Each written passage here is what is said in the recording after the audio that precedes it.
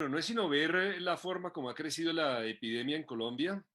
Pasamos de un caso en el día 6 de marzo, nos tomamos 100, para llegar a 100 casos, pasaron 13 días, para llegar a 200 fueron 3 días, para 400 fueron 2 días, y ya hoy casi que, y creo que el informe es parcial, tenemos 92 casos nuevos en un solo día. Vamos a pasar de los 1000 antes de que acabe este mes. Así que el crecimiento es claramente exponencial. Ver la eficacia de la cuarentena va a ser complicado porque además vamos a aumentar el número de pruebas diagnósticas que estemos haciendo y por ende se va a aumentar el número de personas detectadas. Pero sí, los pronósticos son bastante preocupantes. Ceci- Tal vez la inquietud más grande que me gustaría mencionar acá y que puede ser la salvación es hasta qué punto llegará la epidemia. La misma doctora Marta Ospina del Instituto Nacional de Salud ha mencionado un número que corre en el mundo académico y que me gustaría que los colegas infectólogos se pronunciaran sobre eso, que es cuando se llega a ese porcentaje de lo que llaman el efecto rebaño, es decir, en donde el número de gente infectada o que ya es inmune por alguna otra razón, si hubiera una vacuna, que no es el caso acá, y la epidemia se frena por allá por el 60, 70 o 80% de la población. que serían Así como que, 200.000, perdón, que serían como 200.000 o cuántos. no, serían, si es el 70% de la población colombiana, estamos hablando de 35 No, millones de habitantes. no, yo pensé que de las, sí, así, por el efecto rebaño, dice usted. Exacto. Ya. Entonces, pues, si de todas maneras falta información de algunos países de dónde se termina frenando la epidemia, pero el pico del mes de abril va a ser dramático como van las cosas en Colombia. Y usted sigue sosteniéndose con sus números en ese sentido. Sí, hoy hicimos un ajuste con los nuevos datos que hemos ido incorporando y de todas maneras sí, el vaticinio es que estemos llegando a los 800 fallecidos por ahí para el 20 de abril. 800.000. No, 800. Ah, por eso, 800. Es Ah, que 2000 es al final de abril, o sea que es que ahí la cifra exponencial va a ser ya no la de los pacientes infectados, sino la de los fallecidos. Y obviamente el momento en que se supera la capacidad de nuestras unidades de cuidado intensivo es la otra preocupación. otra pregunta. ¿La cuarentena entonces se va a ver es después? ¿El efecto cuarentena se verá después o cómo? ¿O usted no cree mucho en las cuarentenas? No, sí creo y estoy convencido de que es una cosa que había que hacer. Yo lo venía impulsando desde antes de que se hubiera puesto tan de moda.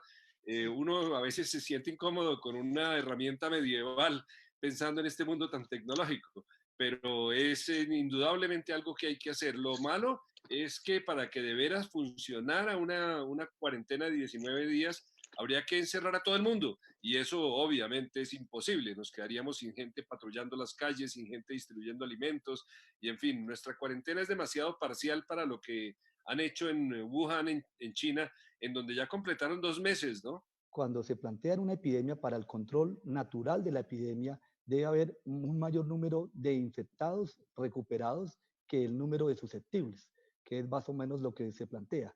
Cuando empieza la epidemia, pues todos podemos infectarnos, obviamente, porque todos somos susceptibles, nadie tiene memoria o no tiene defensas contra el virus. A medida que va pasando el tiempo, unas personas empiezan a infectarse y esas personas que empiezan a infectarse empiezan a recuperar. Y al final, pues van a haber un número importante de personas infectadas, recuperadas y una disminución de personas susceptibles, que es lo que planteaba Diego al comienzo de la relación, más o menos de un 70-30, algunos dicen que es un 80-20, otros de un 60-40. Pero ¿eso qué significa? Que en ese momento la epidemia se estabiliza. No significa que no siga circulando el virus, porque sigue circulando el virus, pero ya el impacto que tiene sobre la sociedad o sobre los hospitales es menor.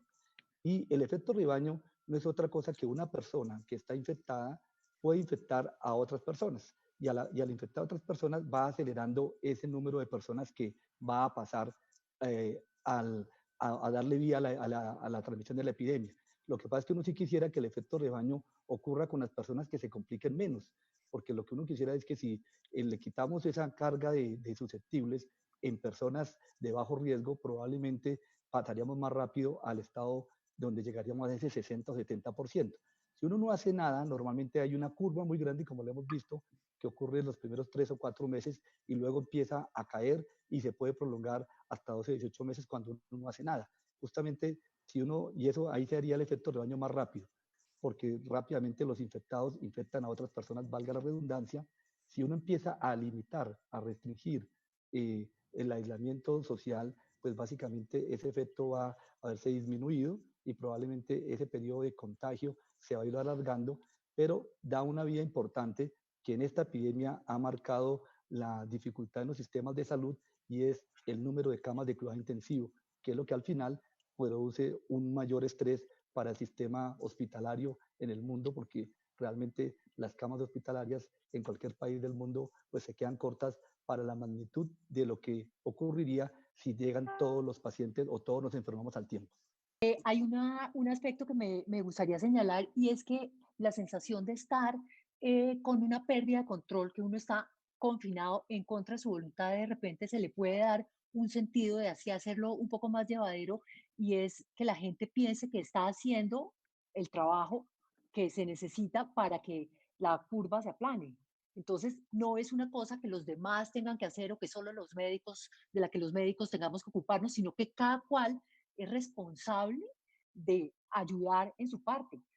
Definitivamente tenemos que estar guardados y esa es una cosa que toca aceptarla. Esa no es algo de lo que uno pueda deliberar si quiere, si es que no, no, hay que guardarse, pero guardarse implica que uno ayuda y está haciendo lo concerniente y asumiendo la responsabilidad social que toca. Eso, eso es cierto. ¿Usted qué le diría, por ejemplo, a las personas que, digamos, sienten temor por lo que usted ha dicho, el susto, el temor, el miedo, porque las cosas no saben muy bien cómo se van a desarrollar? Usted ha dicho que no ve las noticias, sino las noticias que son, digamos, de fuentes fidedignas, pero ¿qué le dice a la gente que tiene mucho miedo? Que es normal tener miedo, o sea, uno es lícito que uno tenga miedo, uno tiene miedo de las cosas que son desconocidas, uno tiene miedo de las cosas que uno nunca ha hecho, pero de Usted, repente si uno, perdón, que no, si uno comparte, no, usted ya me dijo una cosa, que los médicos también tienen miedo, no se les pero nota. claro, y además es que si la gente supiera lo asustados que podemos llegar a estar, tal vez también se quedarían en la casa guardados.